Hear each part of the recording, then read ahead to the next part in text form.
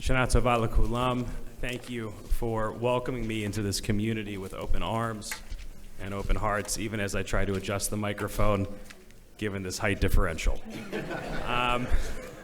So to get things started for this Torah reading today, I have a couple questions, and I want to give a little bit of a summary as to what we're going to read.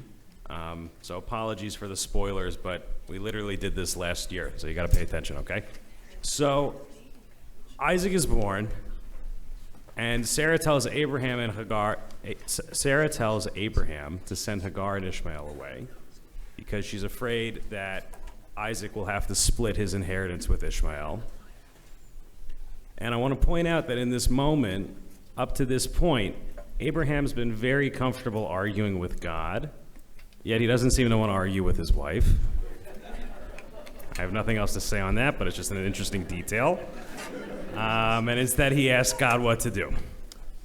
And God says to Abraham, listen to what Sarah says, another interesting piece of advice, and that God will make a nation of Ishmael as well. And so Abraham listens to God and listens to Sarah and sends Hagar and Ishmael out into the wilderness, specifically out into the Beersheba region of the wilderness. It's going to be important in a moment. And as Hagar and Ishmael are wandering and the water runs out, Hagar leaves Ishmael under a tree, and she doesn't want to see Ishmael die. And she begins to weep and cry. And Hagar is the one that cries. Yet in the next pasuk, in the next verse, we read that God hears the cries of Ishmael and sends an angel to Hagar. And that God opens Hagar's eyes, and she sees the well. And Ishmael drinks and is saved and grows up and gets married. And then we have this very strange scene change that at the end of our reading today, we hear about this interaction between Avimelech and Abraham in Beersheba. And Abraham says that he dug a well there, and Avimelech's servants took it, and he wants it back. And so we have this well appearing when Hagar and Ishmael are wandering in Beersheba. And then at the end of our reading, we have Abraham saying that he dug a well in Beersheba and that it's his. And so my question is, when did Abraham dig this well? So take a moment to think about that. When did Abraham dig this well?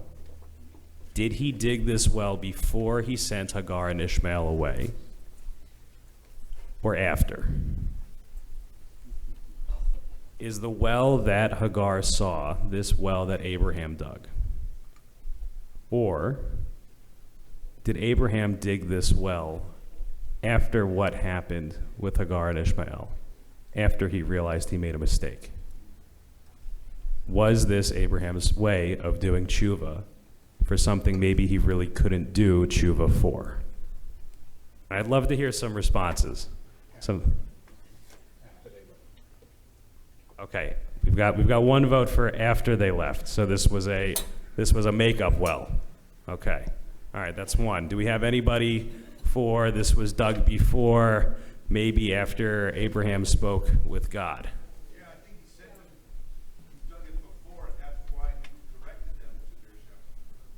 Okay, very interesting. So maybe Abraham had this plan all along that I'm not going to send them just anywhere. I'm going to send them to Beersheba because I know that they'll be okay from this well.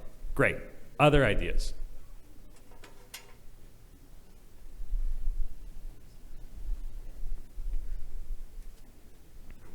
Okay, so far we're tied. We've got one vote for before and one vote for after.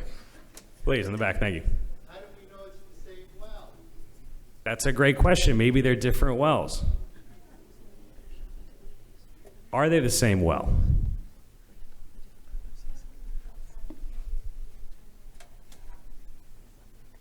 Okay, so maybe it was built simultaneously, like something that happened with the Akedah. Perfect.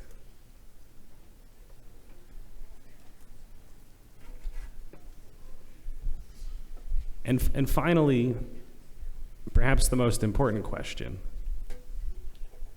Why is this the portion that we read every Rosh Hashanah?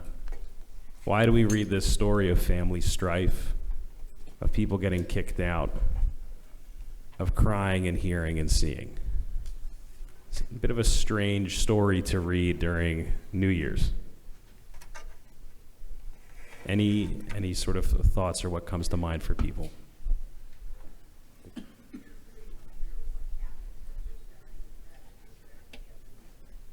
Get your act together. I love it.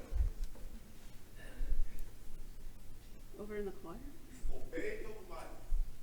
Obey your wife. Obey your wife, obey your partner. It's an interesting counterpoint to the second day reading. It provides a bookend where, surprisingly, Avraham is willing to sacrifice both his sons. Not just the one he loves, or the one he loves best, or the one that the Torah says he loves best. I think all these answers are right. And I think one of the reasons that we read this portion today is to remind ourselves that we live in a world that is complicated. To be in relationship with others is complicated. And there's no black and white. And it is a constant process of fine adjustments and fine tunings. And sometimes we're able to dig the well before it happens, and sometimes we have to dig the well after.